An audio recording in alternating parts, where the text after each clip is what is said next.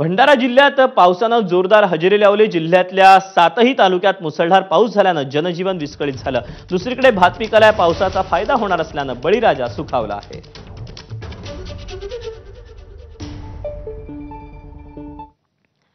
यवतमाळ जिल्ह्यात पहाटेपासून मुसळधार पाऊस सुरू आहे। पावसामुळे इसापूर धरणाचे 3 दरवाजे 50 सेंटीमीटरनं उघडण्यात आलेत।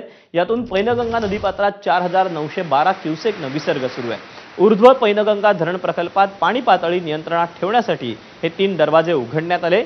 यवतमाळ जिल्ह्यातील पुसद, उमरखेड, महागाव आणि नांदेड जिल्ह्यातील पैनगंगा नदी काठावरील नागरिकांना यामुळे सतर्कतेचा इशारा प्रशासनाच्या वतीनं देण्यात आलेला आहे।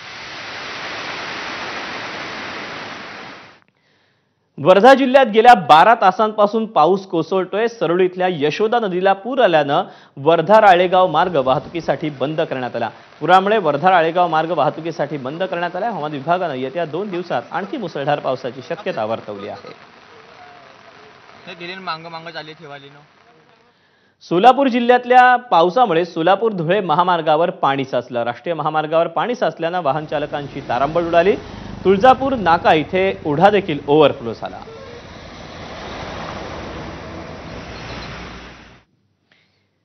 पैनगंगा नदीवरील इसापूर धरण हे क्षमतेनं भरलं असून धरणातून पाण्याचा विसर्ग हा पैनगंगा नदीपात्रात करण्यात येतोय। 3 दरवाजे 50 सेंटीमीटरनं उघडण्यात आले असून 4900 क्युसेकनं इतका पाण्याचा विसर्ग करण्यात येतोय। पैनगंगा नदीपात्रात हा विसर्ग करण्यात येत असल्यानं आजूबाजूच्या गावांना सतर्कतेचा इशारा देण्यात आलेला आहे।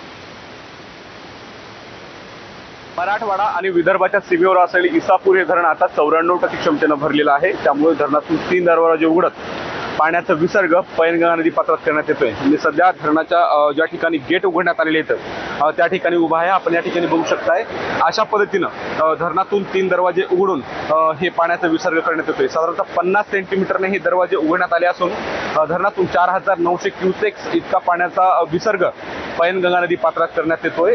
हे धरण 94% क्षमतेनं भरल्यामुळं या धरणावर कळमनुरी शहराच्या पिण्याचं जे पाण्याचं नियोजन याच धरणातील पाण्यातून केलं जातं। याशिवाय धरणावर मोठ्या प्रमाणामध्ये जवळपास शेती अवलंबून असते।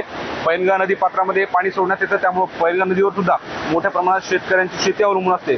त्या शेतकऱ्यांना कळमनुरी वासियांना हे धरण भरल्यामुळे काहीसा दिलासा मिळाला आहे। मोठ्या प्रमाणामध्ये पाण्याचा विसर्ग